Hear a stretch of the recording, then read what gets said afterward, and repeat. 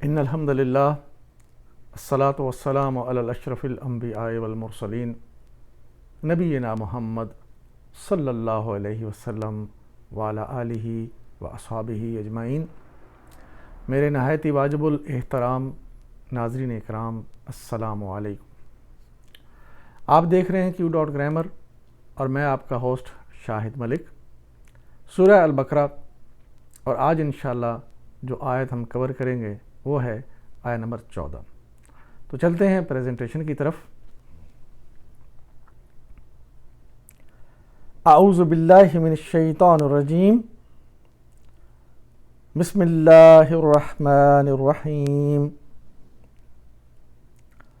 وَإِذَا لَقُوا الَّذِينَ آمَنُوا قَالُوا آمَنَّا، جب یہ اہل ایمان سے ملتے ہیں تو کہتے ہیں کہ ہم ایمان لائے ہیں۔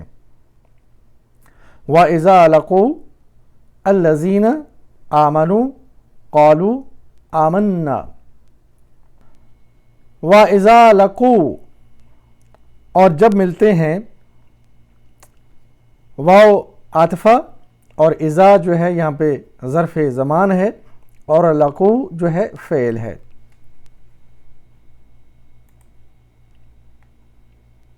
وَإِذَا، واو عاطفہ اور اذا اسم ظرف زمان، اور جب، اذا جب ماضی کے ساتھ آئے تو اسے مضارع بنا دیتا ہے، حرف شرط بھی ہے۔ دیکھیے یہ اس کے اصول، اسم ظرف زمان وہ اسم جو کسی وقت کا تعین کر رہا ہو اسم ظرف زمان کہلاتا ہے، اور یہ منصوبات میں سے ہے۔ اذا کا عمل، اذا کا عمل اس سے پہلے بھی کئی بار ڈسکس ہوا۔ اذا جو ہے یہ دو طرح سے ایکٹ کرتا ہے۔ ایک تو یہ کہ ماضی سے پہلے آ کے ماضی کو ماضی ہی رہنے دیتا ہے، یعنی وہی مطلب ہوتا ہے اس کا، اور پھر اکثر اوقات ماضی سے پہلے جب آتا ہے تو ماضی کو مضارع کا معنی دیتا ہے۔ تو اس کی دو مثالیں یہاں پہ دی گئی ہیں، اور دیکھتے ہیں یہ مثالیں۔ اذا بلغ مغرب الشمس، یہاں پہ بلغ جو ہے یہ ماضی ہے، اور اذا نے ماضی کو ماضی ہی رہنے دیا۔ مطلب کیا ہوا؟ جب وہ پہنچا غروب آفتاب کی جگہ، پہنچا یہ ماضی ہے۔ اور دوسری آیت مبارکہ میں یہاں پہ جو مثال ہے، اذا کشف الضر عنکم، جب اللہ دور کر دیتا ہے تکلیف کو۔ یہاں پہ کشفہ ماضی ہے، لیکن معنی میں آئے گا دور کر دیتا ہے یا کر دے گا، یہ ہے مضارع۔ تو یہاں اذا نے کشفہ کو مضارع کا معنی دیا، اور پچھلی آیت میں اذا نے بلغا کو ماضی ہی رہنے دیا۔ تو یہ بتائے گا کہ آیت میں کیا مضمون چل رہا ہے، اور یہاں پہ یہ ماضی ہونا چاہیے یا مضارع یا مستقبل کا جو معنی ہے وہ دے گا یہاں پہ۔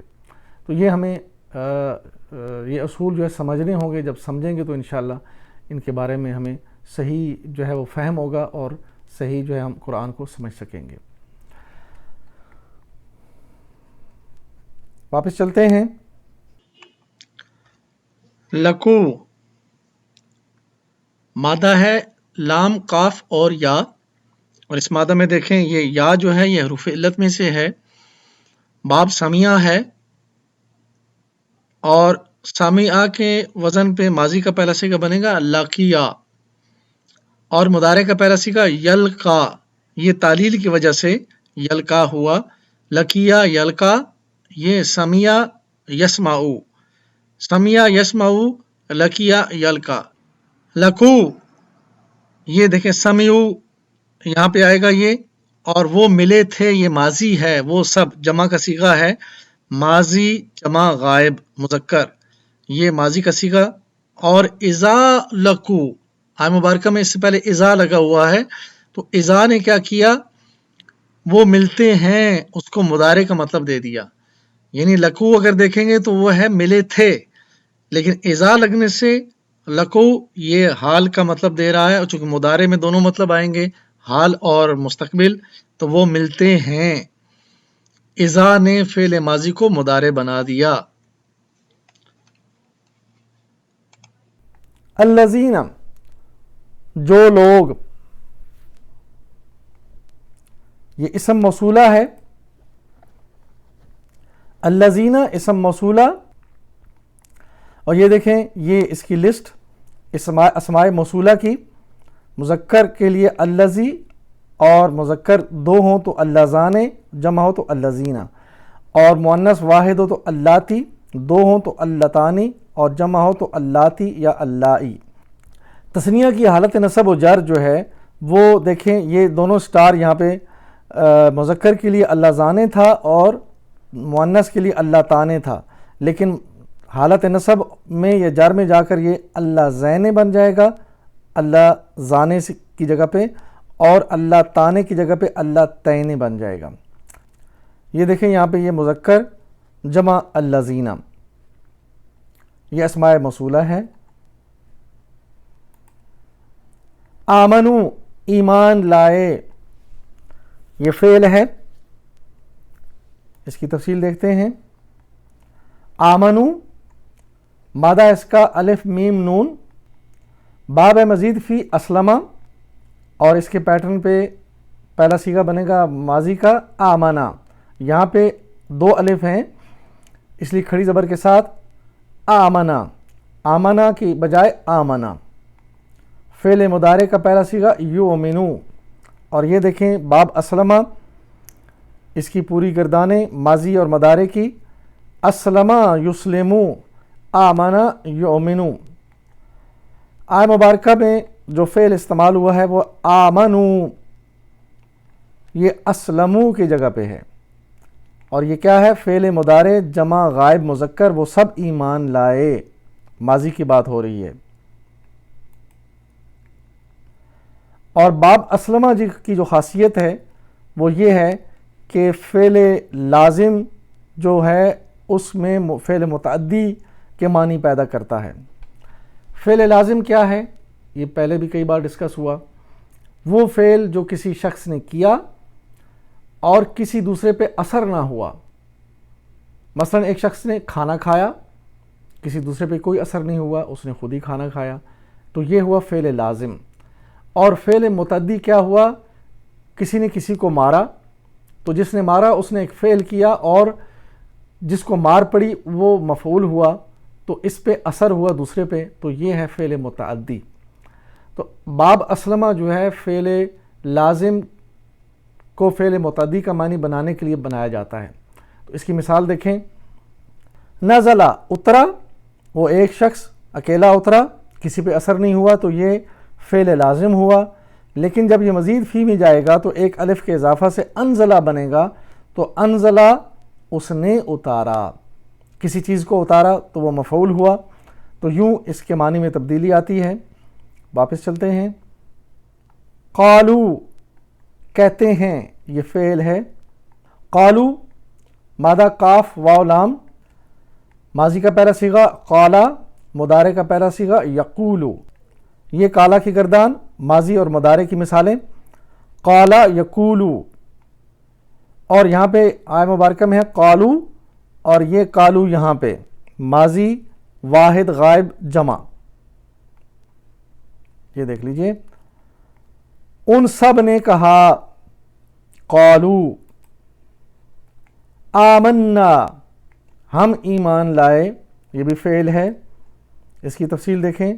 آمنا مادہ الف میم نون، اور یہ پھر باب اسلمہ، اور وہی اس کا مادہ ہے، اور باب اسلمہ کا پہلا صیغہ آمنا، مضارع یؤمنو، اسلمہ یسلمو، لیکن آیت مبارکہ میں ہے آمنا، تو یہاں پہ دیکھیں اسلمنا کے وزن پہ، ماضی میں متکلم جمع، یہ فعل ماضی جمع متکلم مذکر، ہم سب ایمان لائے۔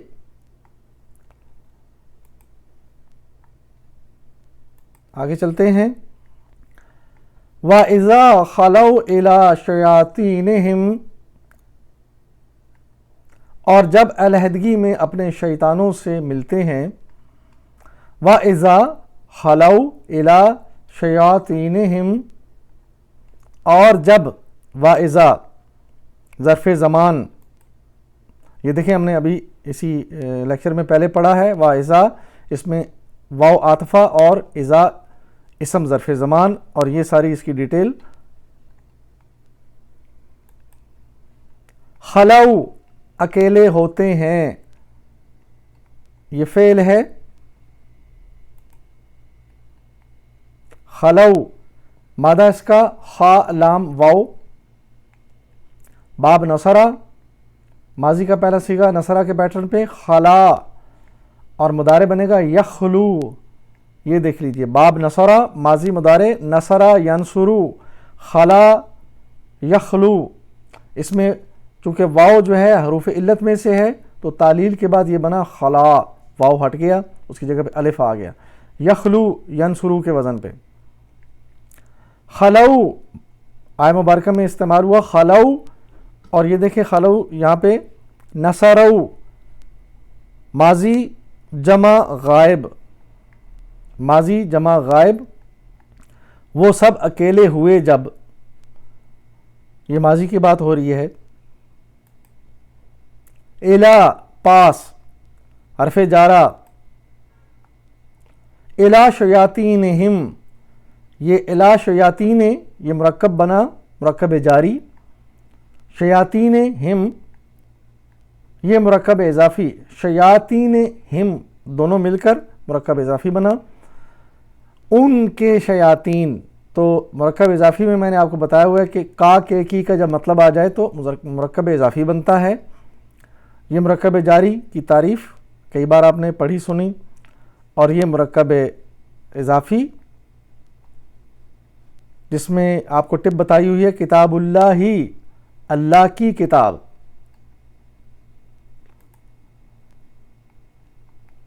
شیاطین ہم دیکھا ہم نے مرکب اضافی. آگے چلتے ہیں. قالوا انا معکم انما نحن مستہزئون، تو کہتے ہیں کہ اصل میں تو ہم تمہارے ساتھ ہیں اور ان لوگوں سے محض مذاق کر رہے ہیں. قالو انا نا، یہ انا جو ہے یہ مرکب ہے دو چیزوں کا، انا اور نا. نا ضمیر ہے.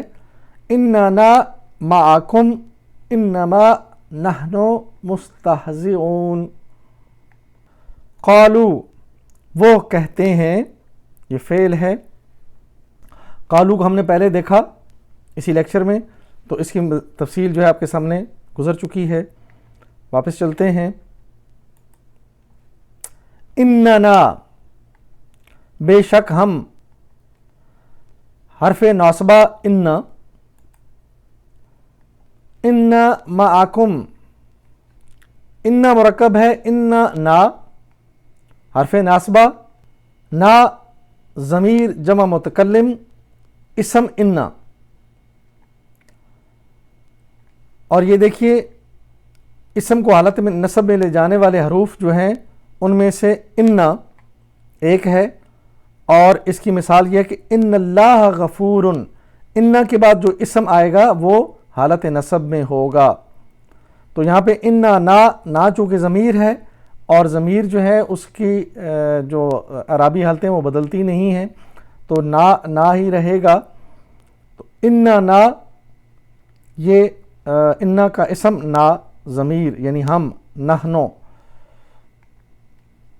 ما ظرف زمان ہے، کم تمہارے ساتھ، ضمیر جمع انا کی خبر.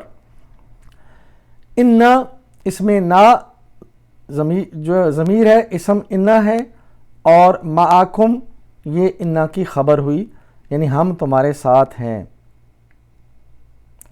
معکم ہم تمہارے ساتھ ہیں. معکم یہ دیکھ لیجئے ہم نے اس کی تفصیل پڑھ لی. انما محض یہ کلمہ حصر ہے. انما نحن مستہزئون. انما کلمہ حصر، نحن ضمیر ہے اس میں، اور مستہزئون یہ اسم فاعل جمع ضمائر دو قسم کے ہیں، ضمائر متصلہ اور ضمائر منفصلہ۔ تو منفصلہ کی یہاں پہ مثال ہے، متکلم مذکر کے لیے واحد کے لیے انا اور جمع کے لیے یا تثنیہ کے لیے نحنو، تو یہ نحنو ضمیر منفصلہ ہوا۔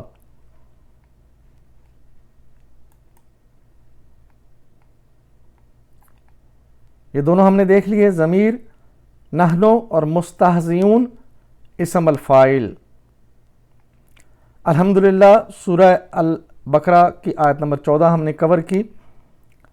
اللہ سے ہم دعا کرتے ہیں کہ اللہ تعالی ہمیں قرآن سے ہدایت لینے کی توفیق عطا فرمائے، اور آخر میں ہم اللہ کے حضور اپنے آپ کو پیش کرتے ہوئے کہتے ہیں، میری زندگی کا مقصد تیرے دین کی سرفرازی، میں اسی لیے مسلمان، میں اسی لیے نمازی۔ نہایت محترم ناظرین، آج الحمدللہ جو ہم نے آیت مبارکہ پڑھی ہے، اس میں جو پیغام ہے وہ یہ ہے کہ وہ جو منافقین ہیں وہ دو طرح کی ان کی جو طرز عمل ہے، یعنی منافقانہ، وہ سامنے آیا۔ جب مسلمانوں سے ملتے ہیں تو کہتے ہیں کہ ہم تمہارے ساتھ ہیں، اور جب اپنے شیاطینوں سے ملتے ہیں تو کہتے ہیں ہم تو ان کے ساتھ مذاق کر رہے تھے۔ تو یہ جو دوہرا پن ہے، یہ جو دوغلی پالیسی ہوتی ہے، اوپر سے کچھ اور اندر سے کچھ، یہ اللہ سبحانہ تعالیٰ کے حضور بہت زیادہ ناپسندیدہ ہے۔ اور اسی لیے قرآن پاک میں فرمایا کہ منافقین کو خوشخبری سنا دو کہ سب سے نچلے درجے میں دوزخ میں ان کی جگہ ہے۔ تو یہ منافقانہ طرز عمل بہت زیادہ جو ہے وہ نقصان دہ ہے آخرت کے حوالے سے۔ مسلمان ہو کر اگر ہم یہ دورہ معیار رکھیں گے، اوپر سے ہم اپنے آپ کو مسلمان کہیں گے، اور عملی طور پر ہم جو ہے وہ یعنی دین سے دوری اور دین کو مذاق سمجھتے ہوئے نہ اس پہ چلیں گے، نہ اس کو کچھ اہمیت دیں گے، اور نہ آخرت کی فکر کریں گے، اور اپنے آپ کو سمجھتے رہیں گے کہ ہم مسلمان ہیں، تو یہ بھی ایک منافقانہ طرز عمل ہے۔ تو اللہ سے دعا ہے کہ اللہ تعالی ہمیں ان باتوں کو سمجھنے کی توفیق عطا فرمائے اور دوسروں تک پہنچانے کی توفیق عطا فرمائے۔ وآخر دعوانا ان الحمدللہ رب العالمین۔ الصلاۃ والسلام علی رسولہ الکریم۔ جزاکم اللہ خیرا۔